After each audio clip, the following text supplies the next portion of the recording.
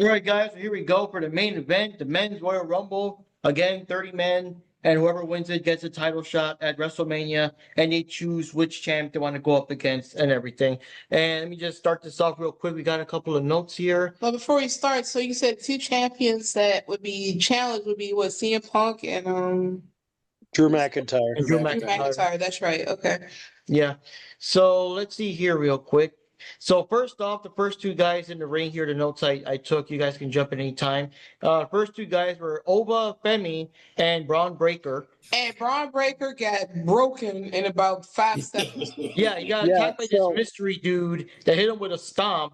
And then due to that, since he was still, woozy and all that from the stomp, Oba just eliminated him in seconds. And of course, in this case, Braun Breaker was another one of Paul Heyman's guy. So of course he was flipping his shit and all that stuff because he got eliminated so quickly and everything. So a little bit of backstory, because I know you guys don't follow the storylines. So Seth Rollins, after he betrayed Punk or Roman and all that stuff, and Heyman went to work with Seth Rollins after WrestleMania last year.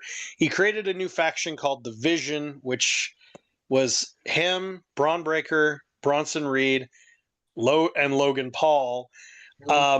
Then he became the world champion after cashing in on Punk, faking an injury. And then shortly after, in real life, Seth Rollins actually got, not kayfabe, in actual real life, got injured in his shoulder. And so they had to write him off, and Braun Breaker did a spear and took him out, and he had to vacate the belt. And so now the Vision is all of those guys.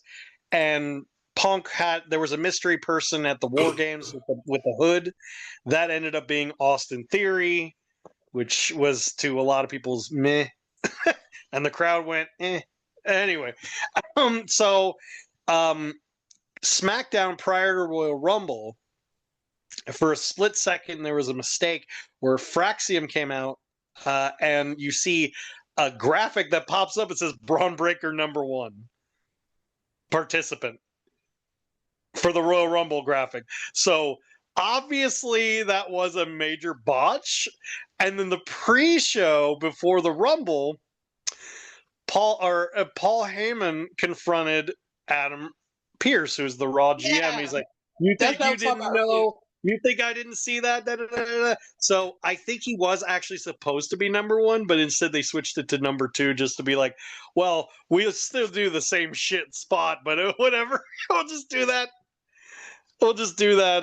We'll just have him at #2." So the theory is that Seth Rollins is the one who came back and hurt him and eliminated him. I think this is going to build up to him and Rollins at WrestleMania.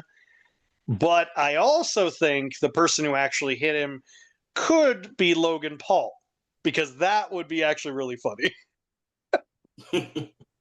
Oh, wow. Something else I was going to add too that also happened during the pre-show.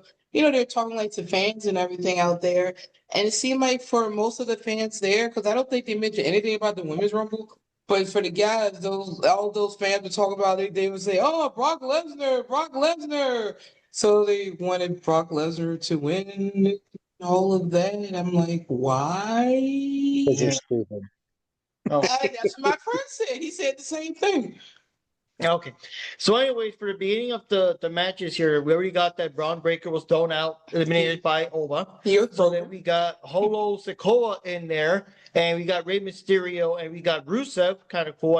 I know he came back to WWE, but this is my first time seeing him after he came back. So Oba threw out Rusev pretty quickly. I mean, he was pretty much a cameo. Yep. Oba socked Rey Mysterio out of the ring.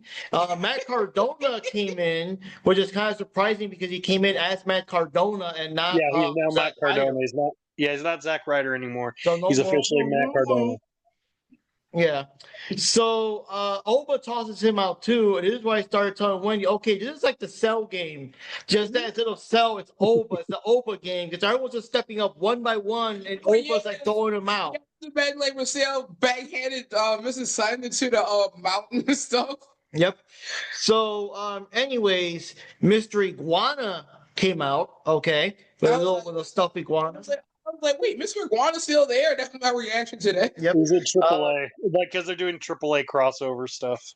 Okay. Damian Priest came over there, and it was kind of funny because he grabbed the actual guy, Mr. Iguana, and he grabbed the iguana plushie, and they did the commentary made it sound like a double choke slam. You know what I mean? With a little Yeah. plushie. Cody came in as number 11, and the crowd was singing like the song, which I like the fact that it was the same song from AEW and also Ring of Honor, if we're being honest. And they did a thing where even though the music stopped, people just kept on singing like the next like 5 verses of it, which is pretty cool. I love it when people love the wrestlers that much.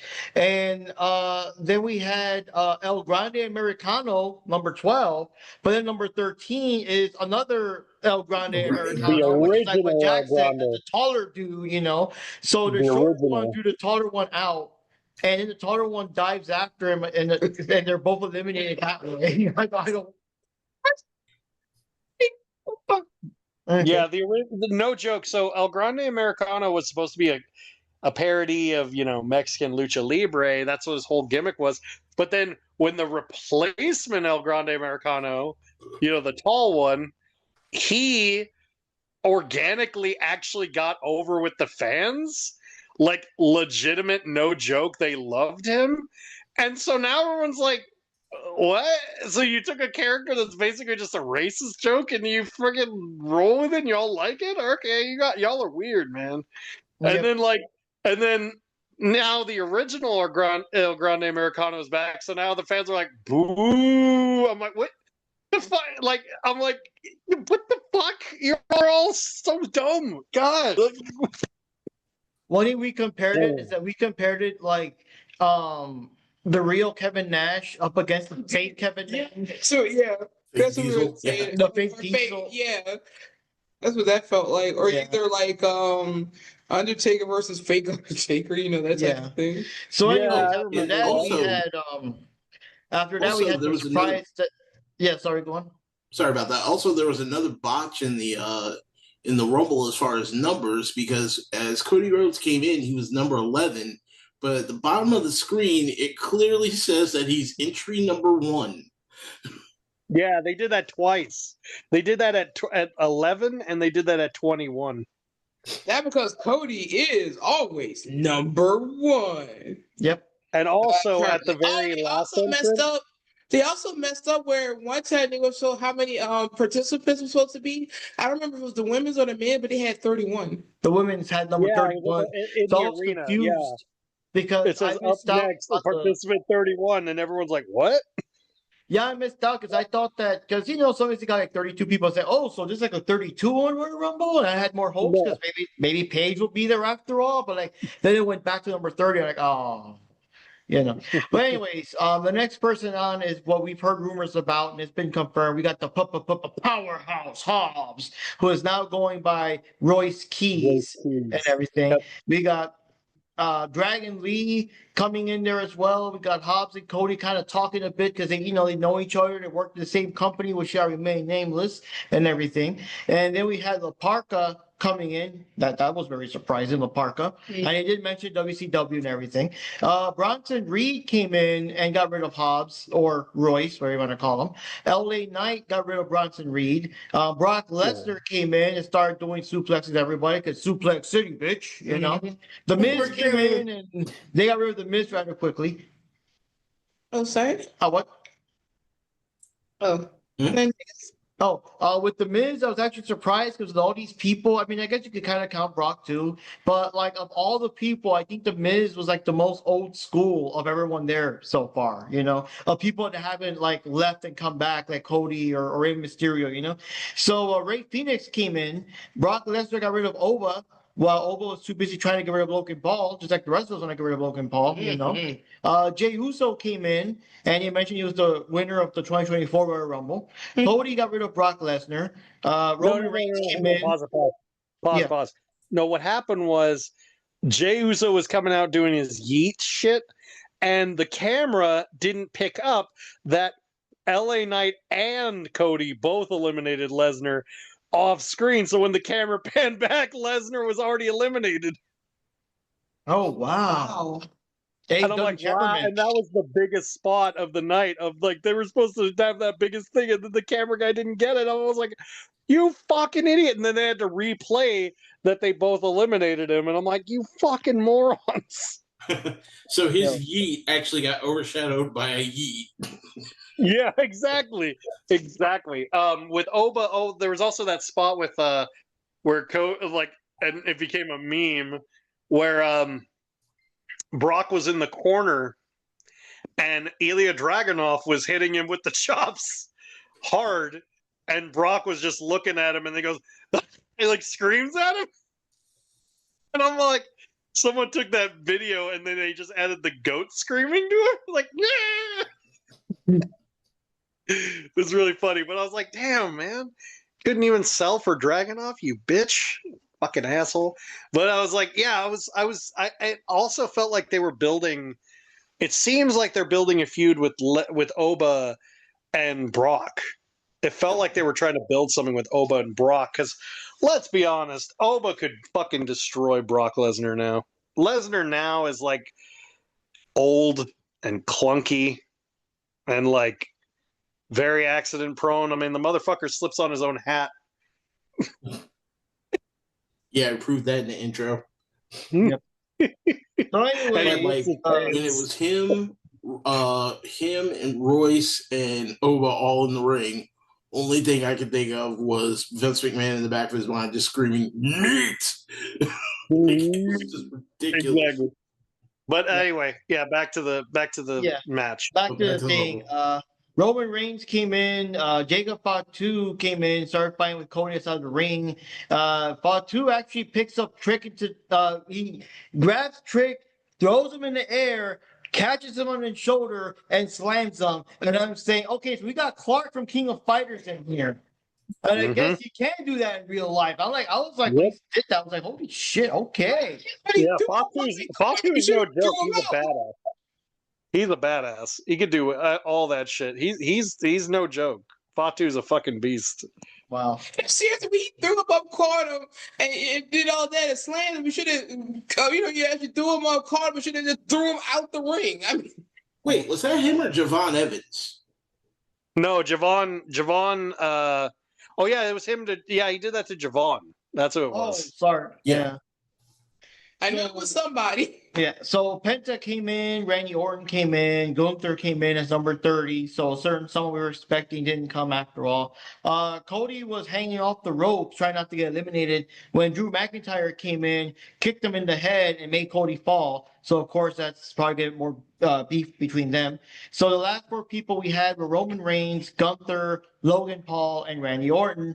And the last two of those guys were Gunther and Reigns. And once again, Gunther goes for the sleeper. Reigns hits him with the spear and then throws him out of the ring. So Roman Reigns wins the Rumble. So there we go. So we'll see how that goes and see who he challenges and everything. They already after Raw, on the Raw following the Rumble, Roman was doing his whole thing, and CM Punk and him had a big promo battle, and basically Roman confirmed he's going to fight Punk.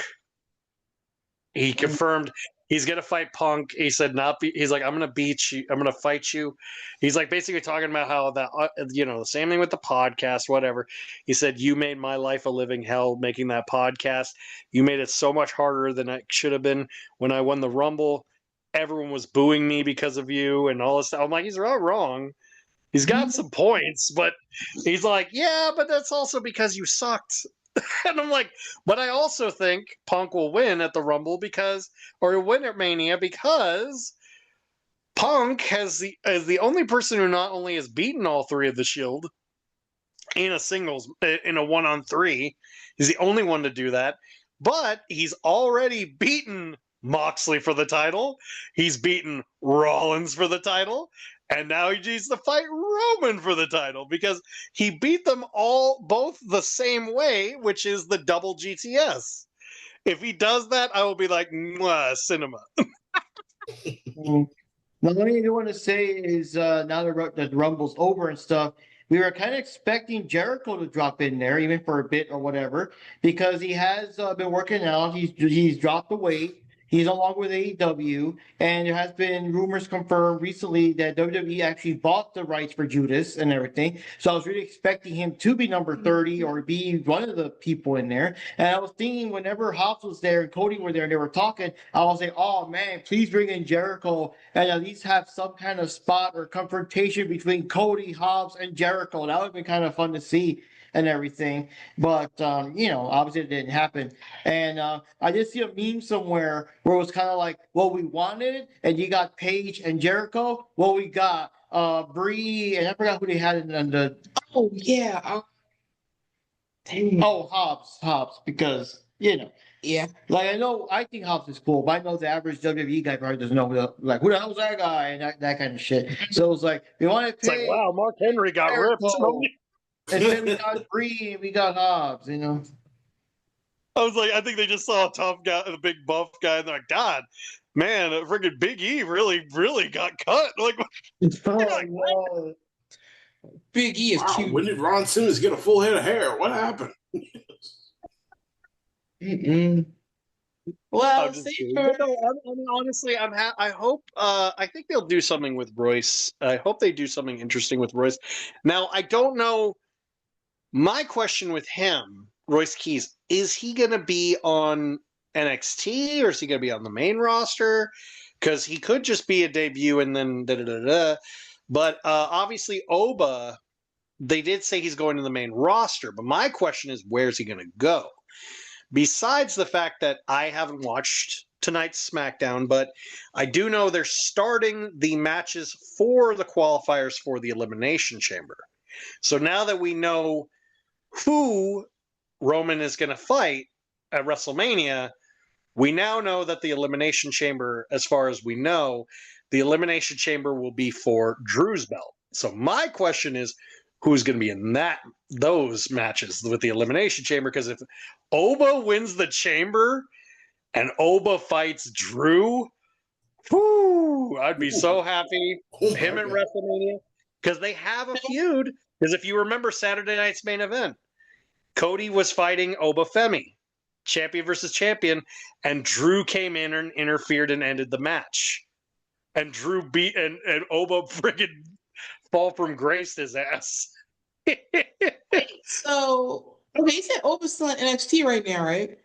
No, Oba's on the main roster now. He is on the main not signed roster, to so anyone he's yet. on. we just don't know yet to be the Raw. He's not signed. Yeah, He's not signed to okay. anyone yet. That's where we're not sure if he's Oh. going to be on Raw or SmackDown. Okay. Which roster is Lesnar on? He's on Raw, right? He's on Raw. He's on Raw. Maybe Oba will end up going to Raw. But Well, then right again, now on Raw, there's a lot of. It's kind of like a double-edged sword. Right now, Raw has a lot of big powerhouses, but SmackDown has a couple, but they have more high flyers. So it's kind of like what would be easier for what would make Oba stand out more would be to be on Yeah.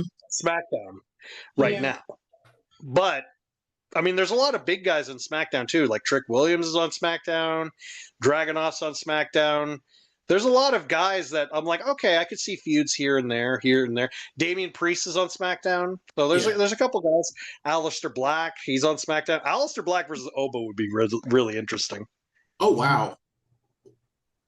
That'd be But a I'm monster. curious to see what they're going to do now that WrestleMania is coming up, and now that we have one confirmed match, which is a match I'm hyped for, because now finally, after all these years, CM Punk is getting to main event as the champion, as he all should, these years.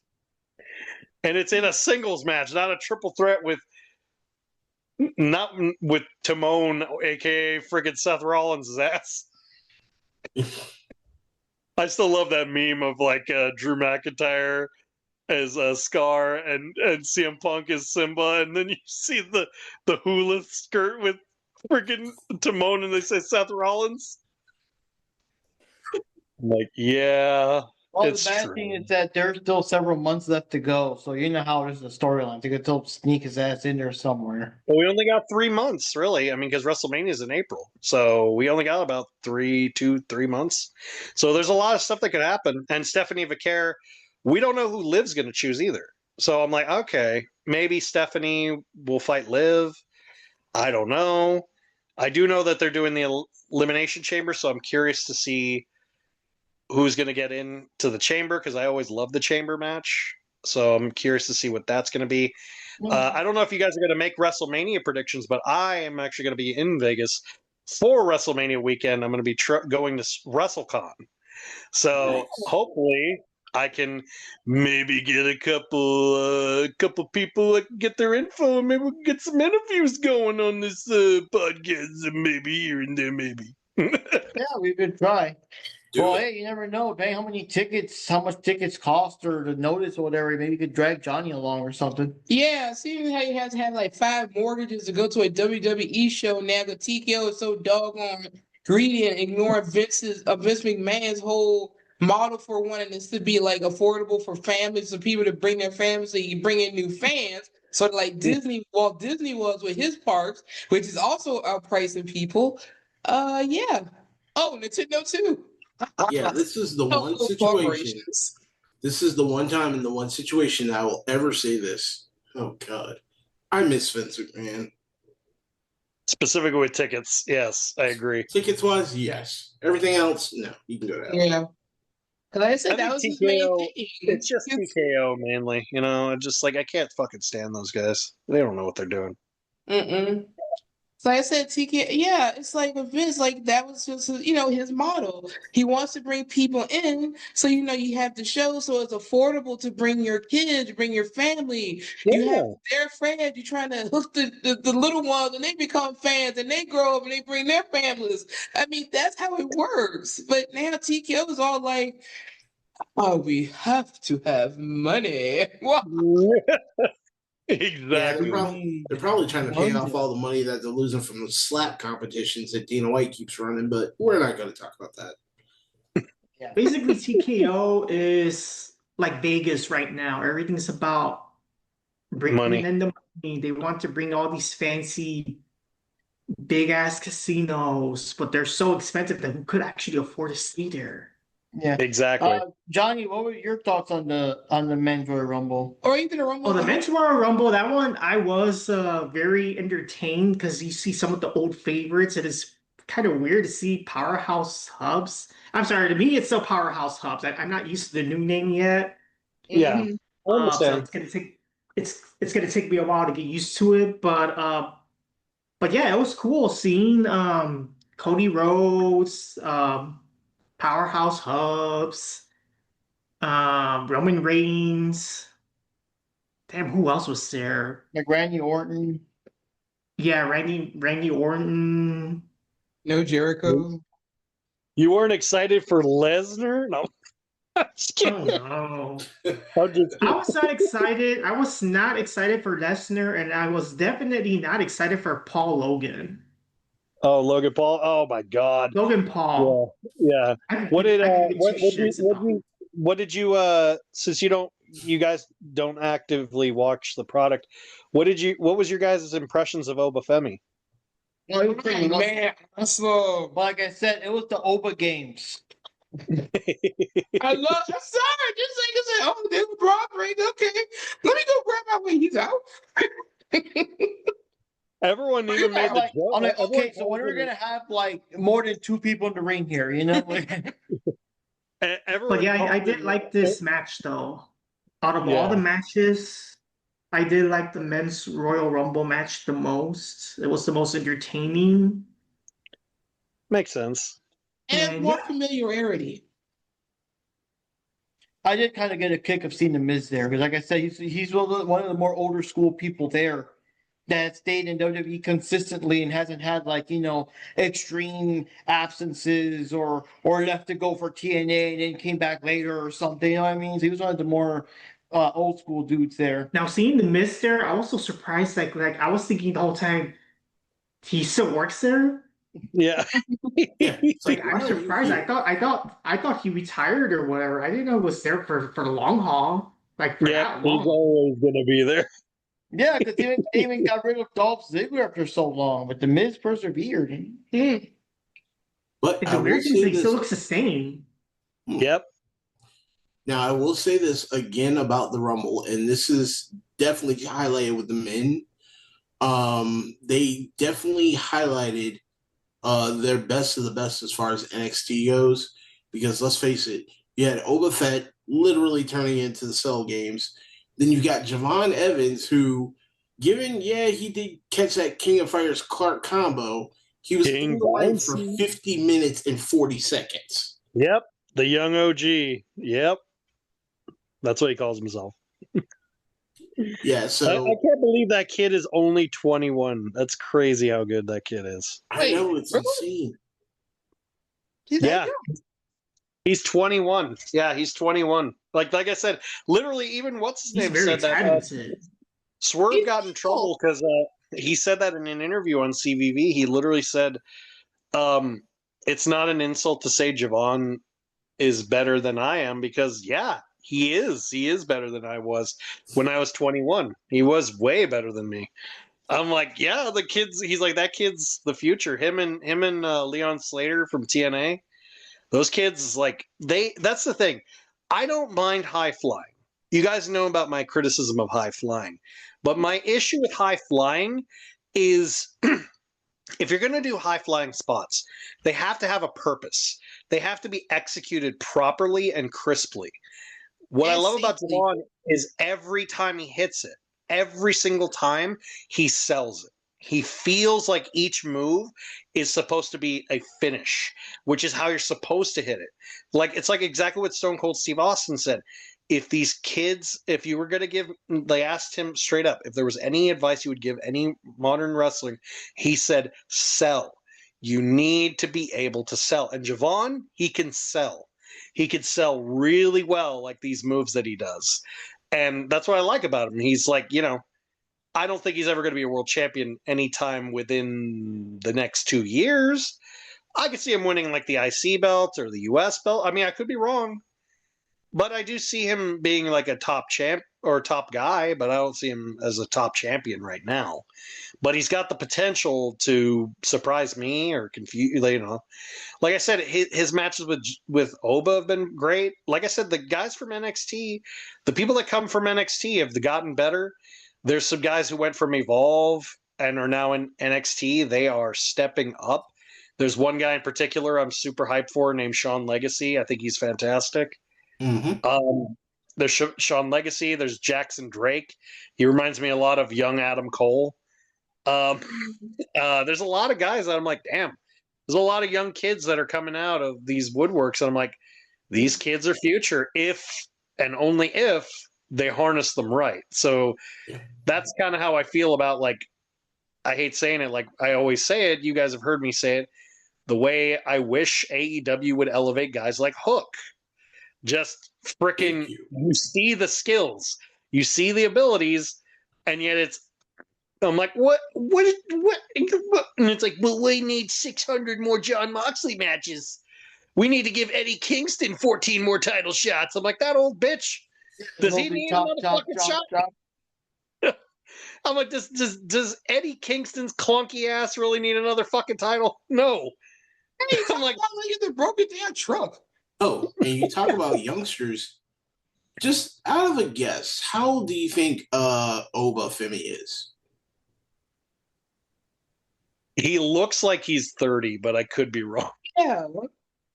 Close. He's only 27 years old. Holy shit. That kid's gonna be, I mean, like, yeah, I know, I think, isn't Gunther like, or I'm sorry, Walter, isn't he like, he's like close to my age, right? Or like he's a little younger than me. Walter, no, he's younger than me. Gunther's like in his... He's his early 30s. Born in 77, right? Me. You So said he's he was about born 38. Oh, wow. Wait, I didn't say Gunther was older. No, Gunther's 38 because he was born in 87. Oh, 87. Yeah. Oh, so he is a little older than me. Okay. AJ was born in 77. He's okay, I was about to say that's kind of a weird. Okay, gotcha. Yeah, just and you know how to take out AJ's a warlock. You know he's gonna look like 20 forever. And you know, if Gunther ever fights Rey Mysterio, he could always. If Gunther ever fights Rey Mysterio, he could always go after my knees. I'll never forget those promos. You remember that? You remember those like do not try this at home? And every time I always think about Rey Mysterio's, he's like, I tore my knee in 3 places. The way he says it is like my knee. Right? He like emphasizes the knee. He's like, I tore my knee. So I'm always like, I was like, guys, I know I can beat Rey Mysterio. You go after his knee.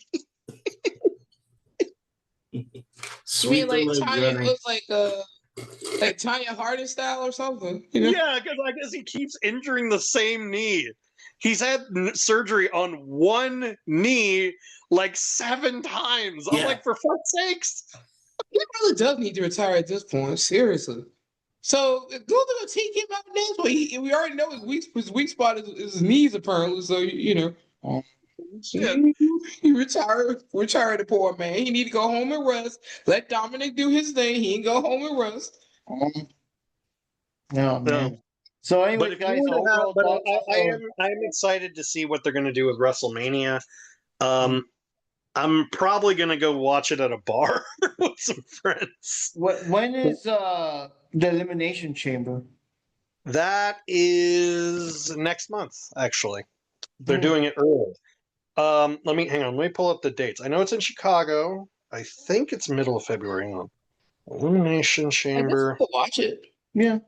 Because again, it's like only 4 or 5 matches. That's the advantage of these page live, whatever. Yeah, it's at the very end of February. It's February 28th. Oh, okay. So, Jupes, what were your thoughts on just overall? Because, probably your first WWE event, and who knows how long have you seen? For Rumble, gosh, I haven't watched a Rumble in so long. And honestly, I never saw the other, when he did the other women's rumbles. I saw upset seeing highlights, but not like sat down for like the whole show and everything. Mhm. So yeah, this was interesting coming back after all this time and seeing how much has changed. A few things still the same. Like I said, I like with the women's rumble, I got to see all these newer faces. But with like how Johnny was saying, how he enjoyed the men's rumble more than the women's, I can understand why, because even for me, there was more familiarity with the men because there were more male wrestlers that I was more familiar with, from watching, even when I watch on and off, even when I was living in Japan, I could only catch it every once in a while watching. And with the women, it's more like, new talent. Oh, I like that. Oh, that's so Ruger. Oh my gosh, I want to know about her, Soul has the coolest finisher in wrestling that's hard to pull off. The Soul Snatcher is such a fucking cool finisher. Oh god. It's a literally springboard flip cutter. That is so hard to pull off. Yeah, this is amazing. Like I said, I still made it out. She got eliminated. But I like seeing it because I was like seeing all these newer faces.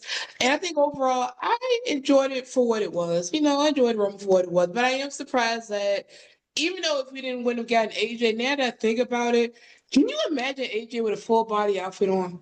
I just can't. I just cannot imagine her wearing a full body anything. Because she had that cutesy look. So wearing the short shorts and the midriff, Yeah, this works for her. I mean, she could have been kind of, because if you notice, Alexa Bliss had short shorts and stuff too, but she had like black leggings to cover, so I guess they could have done that. It worked for her because she had the whole love body how they- going on too. But with My AJ, favorite one- I just can't imagine. Yeah. My favorite outfit, because it was so funny to me, because they tried so hard to cover up her booty, was Lola Vice's, and it was so fucking funny because her butt was so big, like they just could not contain the cheeks, and it was just funny as shit to me because they're like, "Oh, we can't have any provocative women with curves," and Lola's like, "I don't give a shit. I got a nice ass. I don't give a fuck." She's like, she still did the hip attack, and I'm like, oh no, they're gonna. I'm like, oh no, they're gonna fall out of their turbans. Holy shit! No, I'm just kidding. Yeah, anyway, like I said, I liked it for what it was, and I enjoyed it. And I just like the fact that WWE actually has enough talent to fill up the actual roster, as opposed to, like I said, having to get guests to come in there. But like I said, it would have been nice to see Edge, or even like you said, Paige maybe, and not even just Paige. And I was surprised that Jericho didn't show up. Kind of, sort of. I mean, him joining the Rumble would be fine because he's just throwing him out. You got everybody around him that has more talent than him. Yeah. So at this point in his But life, also, it would have been a hell of a big pop. And like Yeah. you said, we heard the rumors they bought the rights to the Judas song. yeah, like, why would they? Like, Yeah, why would they buy the I- rights to Judas if they're not going to have I have a Jericho there? theory about that. I have a theory, and I do have a theory about this, but I won't say it until maybe next podcast. I'll maybe save it for another the next podcast. But it's just a theory, a jackknife theory. Exactly. The Hedgehog. Well, anyway, yeah. So anyway, like I like the Rumble for what it was. So, and like I said, I'm kind of curious about the Elimination Chamber. It's nice seeing some more, some newer people here, like Oba. Like, dang man, that. I mean, I love it on Fit in the Chamber. I That's will my be question. so happy. wow, Oba. Jeez, just how he's like a powerhouse, and Gunther with his sleeper. It's like, oh my god, what if he did like a sleeper mixed with a suplex or something like that? I love how this one guy literally was like, I'm like, clearly he doesn't watch WWE, and he goes, well, look at Gunther. He's so small. He's so small in the land of giants. I'm like, first of all, WWE has not been the land of giants in a long fucking time. And second of all, he's not small. Are you kidding me? Like, y'all are stupid. And so, they were my thoughts. Yeah.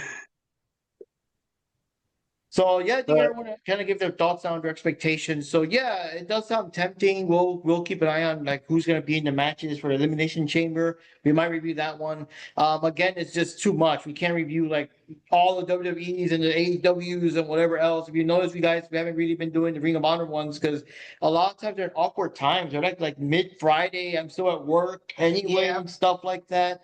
But yeah, we'll see what we'll do, guys. One thing for this year, we will be covering several WWE pay-per-views. Like I said, we'll do at the very least, we'll guarantee to do the 4 originals, but we might do stuff like Elimination Chambers or other things like that.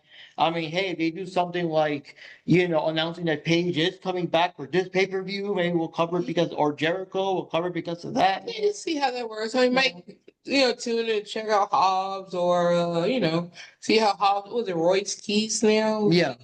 See how he's doing or, keep tabs on him. Yeah. I hope that he's treated better here than what he was in AEW. Yeah. So yeah, wraps up for this episode, guys, and just stay tuned. We'll let you know, our next podcast coming out and stuff like that. So this is Mike Rodriguez signing off for the Diving Cutter Wrestling Podcast, which is of course the perfect cure for insomnia. If you guys are suffering from sleep deprivation, you're getting the shakes, you're just not functioning, you're like dozing off in dangerous times and stuff like that. Visit to our podcast, they'll knock you right out. You get your 8 or even 10 hours of solid sleep. Do not listen to this podcast while driving or operating heavy machinery. So guaranteed you will most definitely fall asleep. Yeah, especially You will be out quicker than Gunther being right behind you. Oh God. Yeah, I've heard that Gunther channels the podcast when he does the sleeper. That's why it's so effective, So anyways, guys, Mark Rodriguez signing off, and everyone else here. William White, aka Ninja Panda 1980. I'm out of here. Jack Knives from Jack Knives Reviews signing out via satellite. This is Wendy, also Ninja Jupiter Jupy Chan. And then please go check out Soruka. She is like awesome if you're not already watching. And I will turn this over to the one, the only, the man of the hour, the man with the power, the man who probably had to sell like, I don't know how many things to go see a show in Vegas. Johnny Rodriguez. Right. Catch you later, guys. See you next time, guys.